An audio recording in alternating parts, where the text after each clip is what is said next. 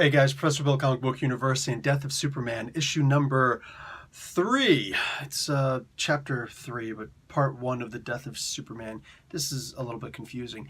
Anyway, the idea here, Louis Simonson is the writer, Kat Staggs is the artist, colorist Wendy Broom, letterer Carlos M. Manigal. Ordway and Broom did the cover. So, digital-only comic book. This was actually fairly decent. This was a Toy Master story, and I loved it. The Blastfire figure that they really pulled this out of the past, man. This was no joke. Louis Simonson was like, I've read all of Superman, and I'm going to bring up a toy from his past, and she really did. That was awesome. I dug that. So anyway,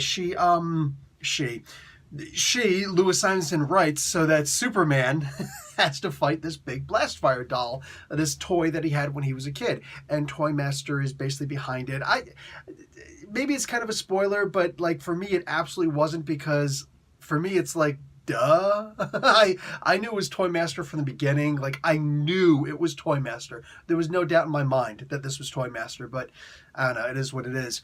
Regardless, it was the end of this that really got me, because I was just looking at this as, okay, this is, yeah, again, this proves my point from the previous issue. All this is Superman is basically going to be fighting a bunch of villains and bad guys and blah, blah, blah, blah, threats until he's too tired to have a decent fight against Doomsday. So, okay, cool, you know, it is what it is, but I don't need to be buying your comic book every week to do that. So I was just going to be like, this was a very fun comic book. It is what it is. You guys go ahead and read if you'd like, because I'm just not really interested anymore. And then, at the very end, they showed Lobo.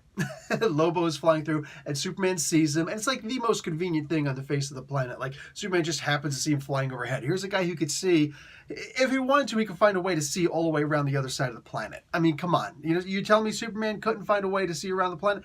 I'm using my telescopic vision and my microscopic vision at the same time, so that I'm seeing a raindrop a billion, you know, or not a billion, but like, you know, let's say 10,000 miles away, and I'm seeing the reflection of that raindrop to see, you know, like to bounce it around the corner of there, and just keep on doing that off of raindrops and water moisture to be able to see all the way on the other side of the planet. Yeah, you're telling me that, you know what, I bet you somebody decides to use that now, and I'm okay with it. I'm okay with it. Go ahead. Free license. You know what I'm saying? It's not my character. Talk to the Siegel family. But, like, why couldn't they do that? Because they could always do anything with Superman, because he's freaking Superman. So, just the idea of seeing him overhead, it's like, wow, that was painfully convenient, but okay.